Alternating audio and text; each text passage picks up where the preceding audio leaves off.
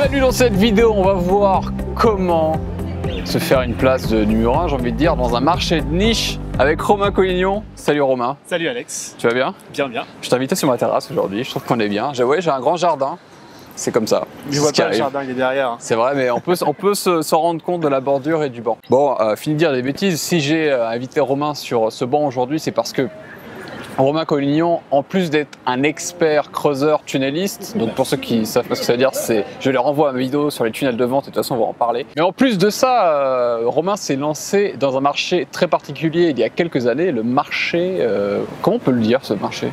Du non-verbal? Est-ce que ça se dit? Le marché de la communication non-verbale, du langage corporel. Exactement, donc c'est un marché dans un marché de niche en fait, puisque dans la communication, on a le non-verbal.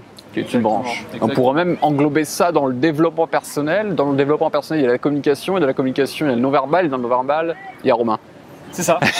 Ça pourra ça. Et si j'invitais donc Romain aujourd'hui, c'est parce qu'il a plein de conseils à partager avec vous sur comment on fait quand on se lance dans un marché qui peut paraître restreint, et on se dit, c'est compliqué, comment faire?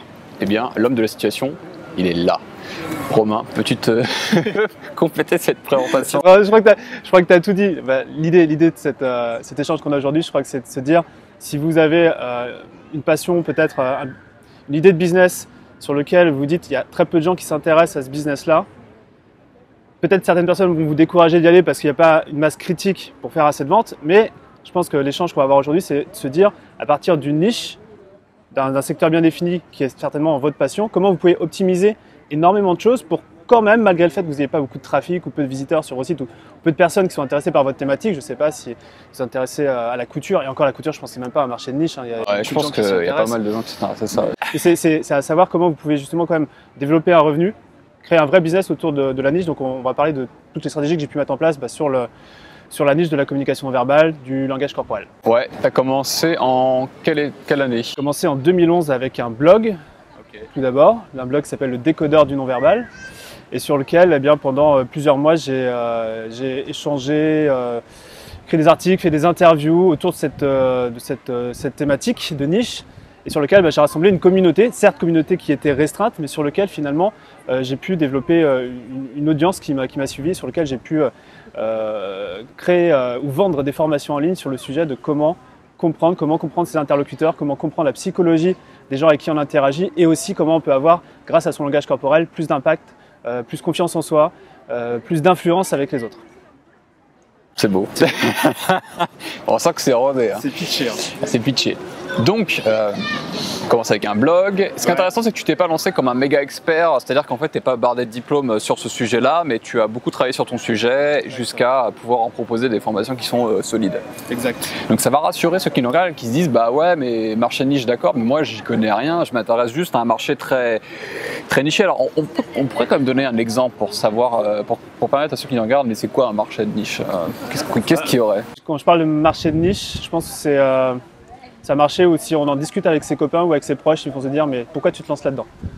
Ça serait la définition, ça peut être la définition un peu… Par exemple, j'en ai peut-être une, alors tu me dis si c'est ok, mais il y a les animaux de compagnie, donc les chats et les chiens, donc ça c'est des gros marchés, mais il y a ceux qui aiment les furets ou les choses comme ça.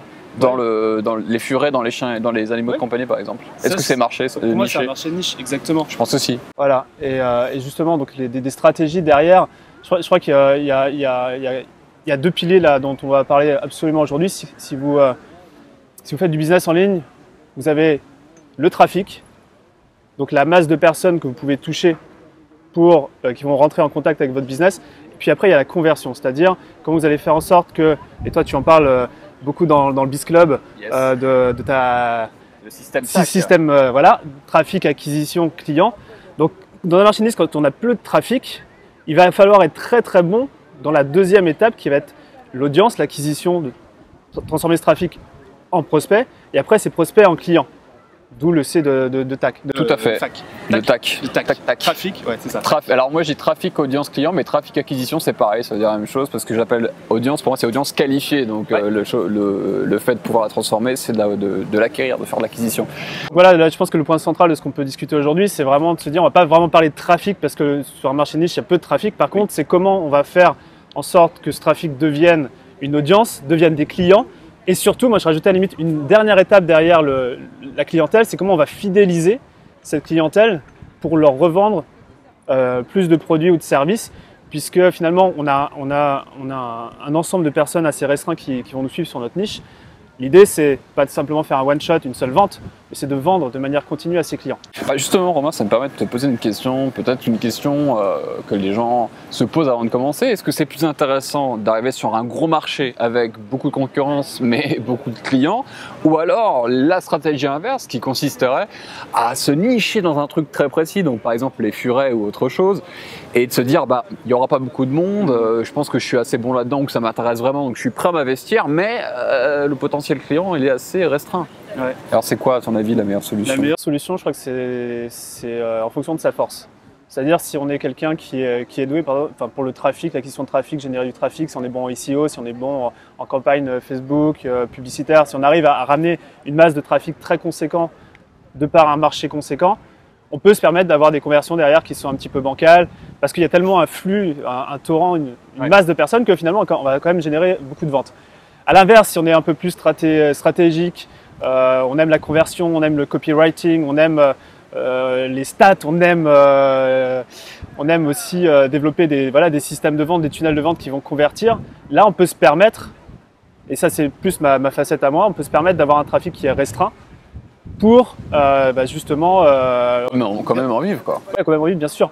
Alors bien sûr, l'idéal c'est d'avoir un marché de masse, avec beaucoup de clients et avec beaucoup de conversions, mais là je pense qu'une seule personne n'est pas en mesure de le faire, il faut avoir une équipe qui est… Là on rentre dans les grosses structures en fait, dans des entreprises, dans des gros business, effectivement, parce qu'à chaque fois qu'on a ne serait-ce qu'un paramètre dans tout le système qui change, il faut être capable de mesurer, d'en tirer des conséquences, d'agir, de corriger, mais à des vitesses énormes. Parce que imaginez que vous changez qu'une seule approche sur le site d'Amazon, par exemple, bah, c'est plus X millions ou moins X millions en quelques secondes. D'ailleurs, Amazon, ils vont juste changer sur un segment de leur audience, d'abord. Bien sûr, tout à fait. Donc c'est là où ça devient intéressant finalement de se nicher. Et toi, est-ce que ça a été un choix délibéré? Est-ce que tu savais avant de t'intéresser au non-verbal que tu faisais ce choix ou pas du tout? C'est parce que tu t'es dit ça m'intéresse? Je pense que je l'ai appris après. Sur la thématique du non-verbal, j'avais quand même vu aux États-Unis que c'était un sujet qui marchait. Puis il y avait des bouquins en France. Donc voilà, c'est un sujet que je voulais vraiment approfondir. Donc je suis vraiment parti d'un business passion et sur lequel je me suis rendu compte au fur et à mesure que c'était vraiment quelque chose de niché. Et d'ailleurs, j'ai développé au sein même de cette niche différentes petites niches. J'ai des formations sur la gestuelle de séduction. Donc là, je vais m'adresser à un segment encore de la niche. J'ai une formation qui est plus orientée pour les commerciaux, pour justement pouvoir mieux interagir avec leurs prospects, leurs clients, mieux communiquer. J'ai des formations qui sont plus orientées pour les psychologues, les thérapeutes, des personnes qui sont dans l'accompagnement et qui ont vraiment besoin de savoir qu'est-ce qui se passe dans la tête de leurs patients. Donc si tu veux, à travers cette niche, qui est déjà une niche de la communication verbale, j'ai vraiment segmenté et par ça, j'étais obligé dans mon message commercial d'adapter finalement les déclencheurs qui vont faire l'achat. Voilà, il y a plein de choses qui ont été dites qui sont extrêmement intéressantes. Le premier, c'est que Romain, il a constitué un catalogue de produits qui est hyper complémentaire et qui s'adresse à un segment particulier de sa niche. Donc c'est-à-dire que même quand on est niché, on peut avoir différents profils de clients. Donc ça, c'est hyper intéressant. Et si je l'ai fait venir aussi sur mon banc des Tuileries aujourd'hui, c'est parce que Romain fait partie des rares personnes qui ont d'abord gagné de l'argent sur Internet avec un sujet qui n'est pas comment gagner de l'argent sur Internet. Alors là, c'est un peu sensible, il sort les gros dossiers. Les deux, hein, c'est vrai. Donc moi aussi, c'est le cas avec le coaching séduction Relooking pour hommes. Et du coup, donc ça, c'est un peu ton passé, c'est toujours un actif, mais c'est comme ça que tu t'es forgé. Et aujourd'hui, est-ce que, il me semble que tu opères une transition. Ai-je raison ou pas? Parce que tu as quand même une expertise très forte sur les tunnels de vente. Là, on parle des marchés de niche, donc tu as une expertise de marketing qui est quand même solide. Oui, la transition, elle s'opère dans le sens où ça fait maintenant 2-3 ans que autour d'un café, autour d'un Skype en dilettante comme ça, je vais partager des stratégies que j'ai mis en place sur le décodeur du non-verbal. Et quand je vois les résultats, quand j'en discute, c'est énorme. Voilà, il y a du changement. Je ne sais pas si je peux parler du groupe privé sur Facebook. Bien sûr. J'en fais partie de ce groupe et c'est vrai qu'il n'y en a pas beaucoup des groupes. Déjà, je crois que des groupes Facebook qualitatifs sur un sujet précis, c'est compliqué, surtout le marketing. Mais alors là, toi, tu as réussi un coup de maître, si j'ose dire. C'est parce que tu as une thématique très précise. Les gens s'éduquent, mais s'auto-éduquent aussi. C'est-à-dire qu'il y a vraiment un savoir-vivre et un savoir-faire au sein de ce groupe qui est très particulier. Donc oui, vas-y, je t'en prie. Groupe privé Facebook sur les tunnels de vente où justement je partage ces enseignements et sur lequel on a l'habitude de faire péter les bouteilles de champagne quand le succès des membres est au rendez-vous et on en pète 2-3 par semaine. Donc c'est assez agréable, d'où l'idée justement de professionnaliser aussi ces conseils. Et donc la première étape de cette transition, c'est justement ce groupe-là. Ok, donc on va revenir maintenant un petit peu au sujet qui nous intéresse après avoir compris qui était Romain, ce qu'il faisait et son actualité en ce moment. Sur les marchés de niche, donc tu disais, ça dépend de ta force pour soit un gros marché, soit un marché de niche. Ouais. Mais selon toi, c'est quoi les erreurs à éviter absolument lorsqu'on va se lancer dans un marché de niche? Qu'est-ce qu'il faut éviter à tout prix? Ce qu'il faut éviter, c'est d'essayer de créer un besoin qui n'existe pas. Ouais. Et ça, c'est Eugene Schwartz, c'est un des plus grands publicitaires américains qui en parle. Des fois, quand on essaye de créer un business, on a son idée voilà, dans sa tête, on se dit, parce qu'on en a absolument besoin soi-même, ouais. On se dit que tout le monde en a besoin. Et finalement, on lance un truc. J'ai une histoire avant le décodeur du non-verbal où je suis un fan de beatbox, de human beatbox, donc l'art de faire de la musique avec sa bouche. Et je me disais, c'est très propre. On pourra faire une petite intro avec ça. Et du coup, je me disais que voilà que tout le monde avait besoin d'un produit autour de ça pour apprendre. Et finalement, c'était un marché tellement niché, marché où il n'y avait pas forcément non plus d'argent. C'était pas le domaine où les gens allaient dépenser de l'argent pour se former. Et j'ai commencé à lancer des trucs, j'ai passé 3 mois dessus, puis je me suis rendu compte que finalement personne ne voulait de ce truc-là. Donc 3 mois, c'est rien, mais je sais qu'il y a des personnes qui passent 1 an, 2 ans, qui vont créer leur produit, qui vont, je les appelle un peu les inventeurs, qui vont essayer de le mettre sur le marché. Et puis finalement, personne n'en veut. Et grosse déception et tout ça. Donc je pense que, voilà, tu parlais d'erreur, l'erreur à ne pas faire, c'est déjà de se confronter au marché directement. Pour moi, dès que je vais lancer un nouveau produit ou dès que je vais accompagner quelqu'un dans ces tunnels de vente, c'est OK, ton marché, c'est quoi? Si tu n'es pas en mesure de me dire quelles sont les personnes qui achètent ton truc, c'est quoi leur cauchemar, c'est quoi leurs rêves, leurs envies, leurs frustrations, pourquoi ils vont venir te voir, qui tu es toi, qui va faire la différence, ce genre de choses.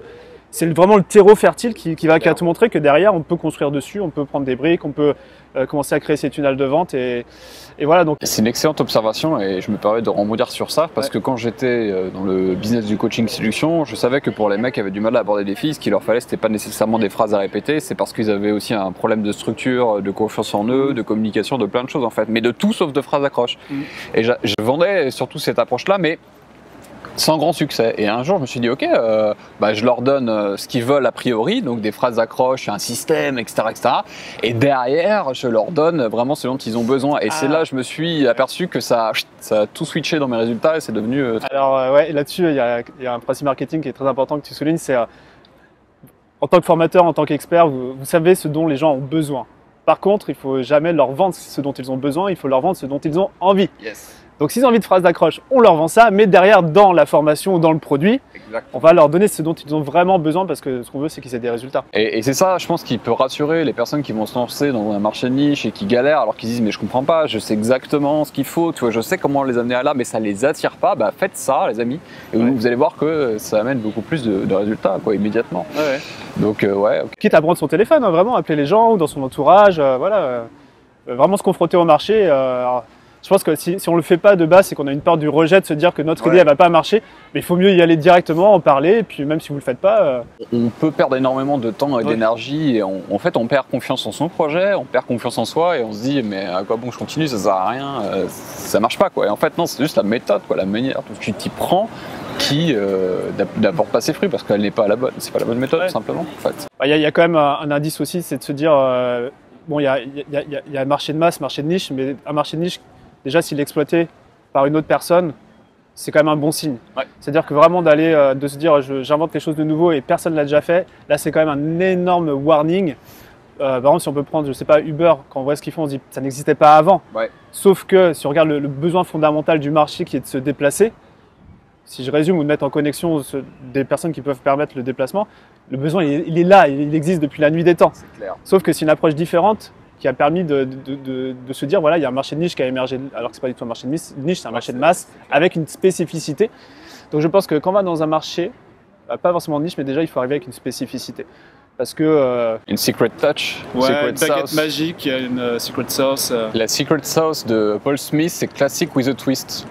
la marque de fringues. J'aime beaucoup Classic with a Twist, pour moi ça veut tout dire, quoi. Il y a un petit grain de folie. Le flegme anglais, un peu le truc qui fait que, et pourtant les bases sont classiques. Donc ça c'est la secret sauce de C'est les rayures aussi un petit peu. C'est les rayures, hein. Il y a les rayures, il y a les couleurs, les doublures de veste colorées aussi. C'est ça, voilà. C'est la signature de Paul Smith. Donc effectivement, il faut quelque chose qui nous différencie immédiatement des autres. Et je dis souvent, pour compléter ta réponse, Romain, que s'il n'y a personne dans votre marché, que c'est soit vous arrivez trop tôt ou soit trop tard. Trop tôt, c'est pas bon, parce que la personne qui va arriver après va prendre connaissance de votre expérience, de vos erreurs et faire une meilleure version beaucoup plus rapidement. Et trop tard, quand c'est saturé, c'est difficile de s'imposer là-dedans. Donc aujourd'hui, il y a énormément d'opportunités sur Internet à l'heure où on fait cette interview en 2016. Enfin, il y en aura toujours déjà, pour commencer, parce qu'on est en constante mutation, évolution, etc. Mais surtout que tout reste à faire, parce qu'on discutait, on s'est vu préalablement sur, on a déjeuné ensemble, et on se disait que l'approche des start-upers et l'approche des infopreneurs, elle est hyper complémentaire parce qu'on peut puiser des choses chez l'un et chez l'autre. Donc ça, c'est hyper intéressant, quoi. Alors, on commence dans un marché niche. On évite les erreurs. Quel serait, selon toi, on va dire un plan accéléré d'une réussite sur un marché niche? Par quoi on commence? Qu'est-ce qu'on fait après? Comment on enclenche? Et comment on pérennise son activité? Je pense que c'est même pas je pense, parce que c'est ce que j'ai mis en place sur le décodeur, c'est que sur un marché de niche, on ne peut pas se permettre de couper le côté relationnel de la transaction commerciale. Quand il y a une transaction commerciale, que ce soit du porte-à-porte ou même en ligne, il faut passer 50% de la relation pour derrière. La relation, c'est quoi? C'est comprendre ce que veulent les gens, ce dont ils ont besoin, ce genre de choses. Après, présenter le produit et finalement le vendre. Et finalement, quand on est un marché de masse, on peut direct. Les gens connaissent leurs soucis, tout ça, la relation, limite, on s'en fout, on y va. Par contre, dans un marché de niche, il est important de tisser cette relation, puisqu'on va avoir très peu de personnes, mais on veut que ces personnes-là, finalement, deviennent clients et convertissent. Donc ça, c'est la première chose. La deuxième chose, c'est qu'il ne faut pas hésiter à avoir des produits chers. Parce que si vous vendez un e-book à 17 € pour un marché qui, je sais pas, comprend 50 000, 100 000 personnes, c'est clair. Si vous voulez faire 100 000 € de chiffre d'affaires mensuel, il faut convertir tout le monde. Ouais, ce qui est impossible, parce qu'il y a des gens qui n'aimeront jamais votre approche. Ce qui est impossible. Voilà. Donc la stratégie, c'est d'ailleurs comme ça que j'ai commencé sur le décodeur non-verbal, c'est que j'ai commencé par un produit haut de gamme pour l'époque, qui était autour de 500 €, enfin 500 €. Pour le marché, c'est un produit haut de gamme. Et j'ai, à partir de ce produit-là, décliné finalement des produits moins chers, plus accessible au grand marché. Le produit le moins cher, il est gratuit finalement, mais ce qui me permet de toucher vraiment tout le marché et derrière de faire monter ce marché-là, l'éduquer, de tisser cette relation qui va les faire monter dans ma gamme de produits. Donc je crois qu'ici on peut faire un pont sur ce que tu as dit juste tout à l'heure. Quand vous êtes dans un marché de niche, il faut avoir différents produits, il faut avoir des produits chers, donc vraiment s'investir dans le produit, quitte à ce que ça soit vous qui soyez le produit. Parce que votre temps, il n'est pas limité, donc vous pouvez vous vendre cher. Et derrière, c'est d'avoir dans cette gamme de produits, déjà les vendre, essayer de vendre tous ces produits-là à vos clients, mais aussi au sein même de la transaction d'un seul produit. Et c'est là où on arrive finalement dans les conversions, les tunnels de vente et tout ce qu'on pourrait raconter dessus. Mais lorsque vous vendez un produit, vous allez peut-être répondre à un seul problème de votre marché de niche, sauf que si vous avez d'autres produits complémentaires autour, vous allez pouvoir augmenter ce qu'on appelle le panier moyen de votre client, augmenter la valeur par prospect de votre client. Et c'est là où finalement c'est une stratégie que je trouve n'est pas plus utilisée que ça. Alors si on prend Amazon, eux, c'est marché de masse et en plus ils utilisent cette stratégie-là où quand vous achetez un bouquin, ils vont vous proposer d'autres bouquins.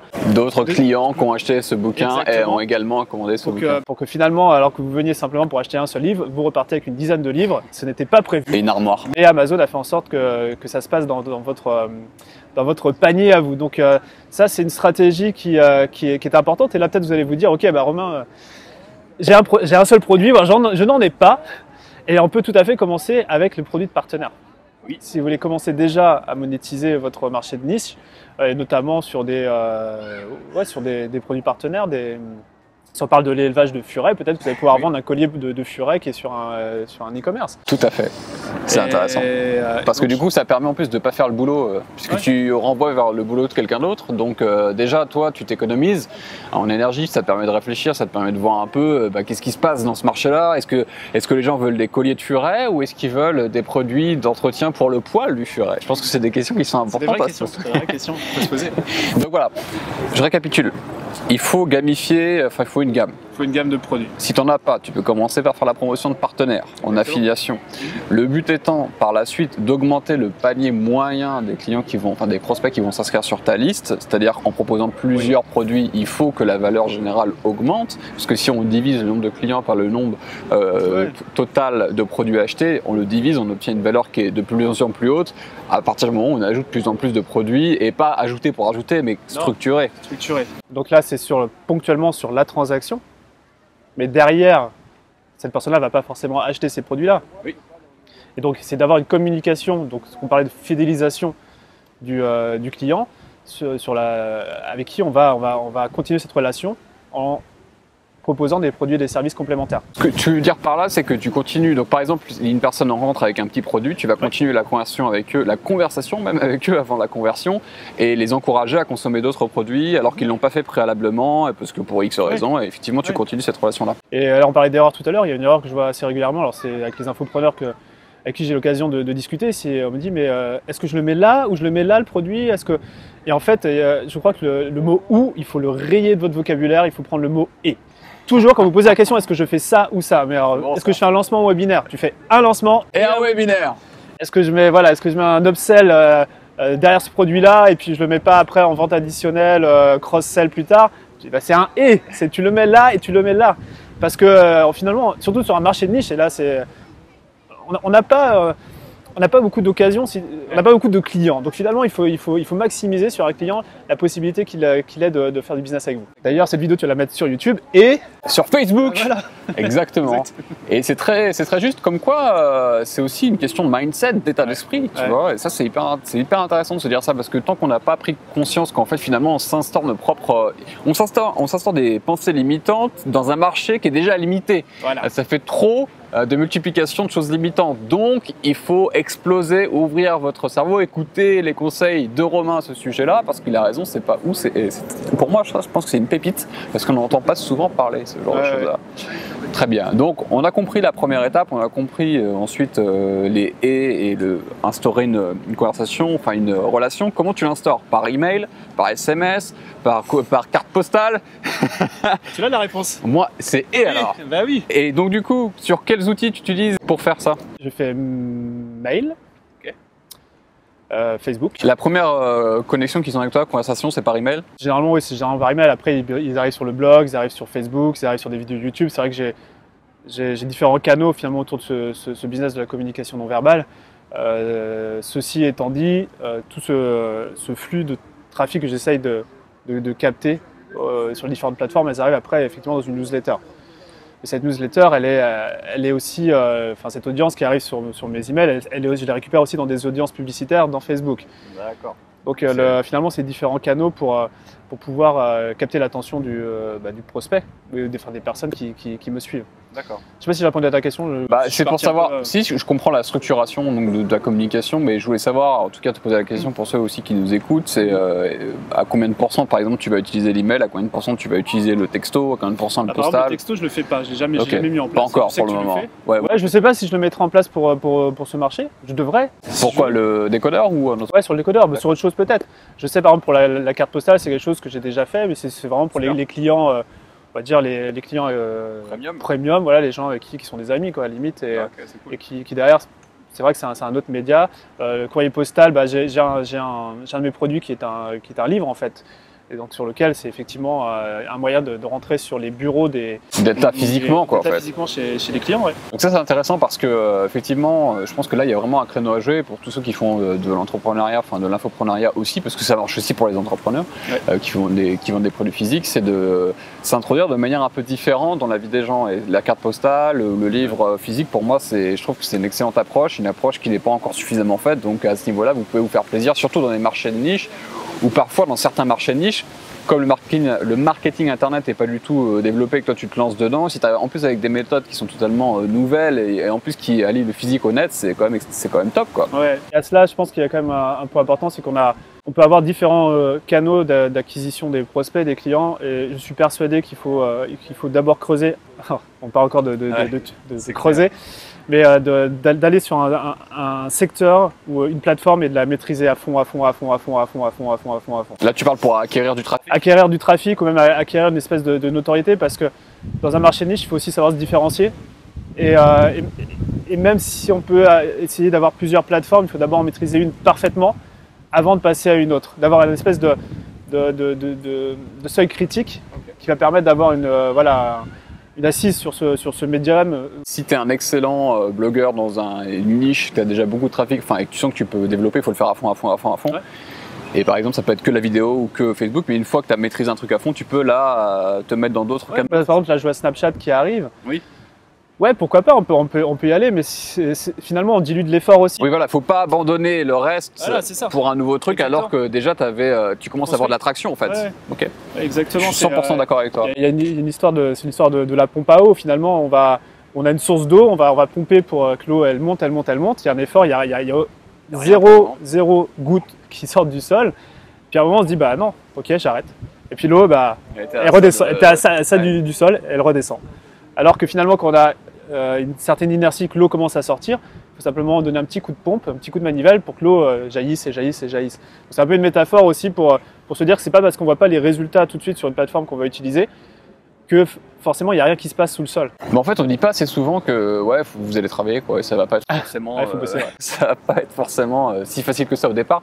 En fait, je pense que le business internet, que vous soyez sur une niche ou pas, c'est facile quand vous avez la traction qui commence à arriver, quand vous avez toute cette force, quand vous avez pompé au bout de X mois, de X années. À un moment donné, effectivement, dès que vous allez appuyer sur le bouton, ça va être solide. Mais avant ça, il faut bûcher, faut envoyer du lourd. Et on a tendance à oublier de le dire, ce truc-là. Ouais, ça, faut pas le dire. Ouais, faut pas le dire parce que sinon après, les gens vont pas se lancer. Mais c'est ça la beauté du truc. C'est que quand tu t'es vraiment donné dans quelque chose de manière intelligente et que tu récoltes le fruit de tes efforts, il n'y a rien de plus gratifiant, quoi. Donc c'est beau. C'est beau. Ok, je vois bien. Donc en guise maintenant de sortie, donc on a vu l'introduction, on a vu la pérennisation et après en sortie, qu'est-ce qu'on fait? Parce que peut-être qu'il y a un marché niche qui peut être limité à 100 000, 200 000 euros, 300 000 euros par an.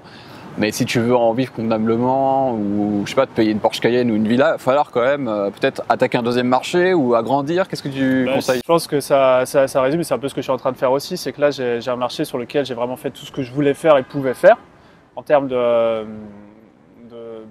création de valeur pour mes clients.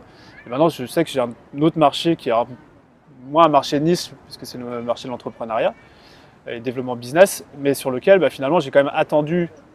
J'ai bossé 5 ans à fond sur le décodeur pour vraiment avoir quelque chose de bon, c'est bourrin comme tu dis, c'est bien ancré, c'est bien stable avant de passer à autre chose. Moi, c'est ma façon de fonctionner, j'aime bien aller à fond dans un sujet, le maîtriser, mais sur le bout des doigts, aller mettre en place les choses et surtout faire en sorte que les actions ponctuelles que j'ai pu mettre en place deviennent perpétuelles.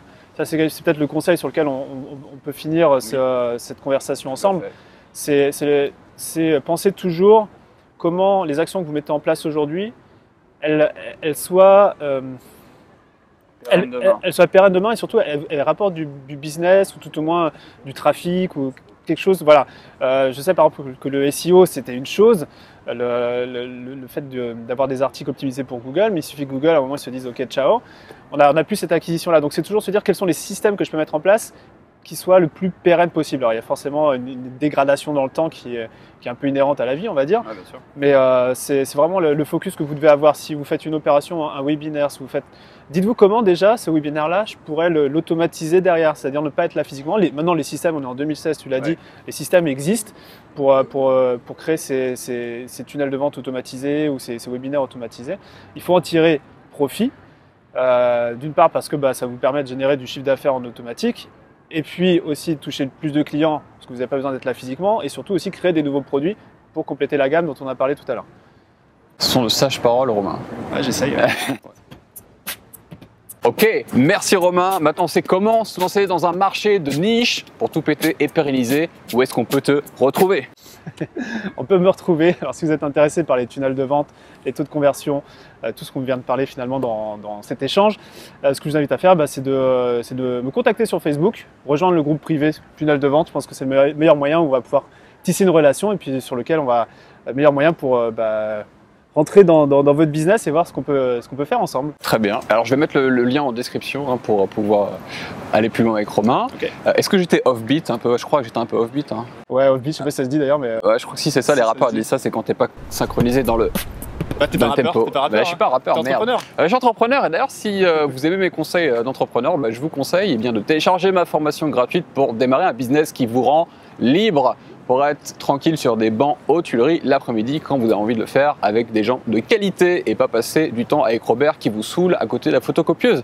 Et c'est très simple, il faut cliquer sur le lien en description sous cette vidéo, vous allez atterrir sur une page, vous entrez votre prénom, votre adresse email et je vous envoie tout de suite ça dans votre boîte mail. Merci infiniment Romain pour ton expertise, ta sympathie et ton style et ton beatbox et on se retrouve très bientôt dans une prochaine vidéo, j'allais oublier, c'est vous qui décidez. Ciao. Ciao.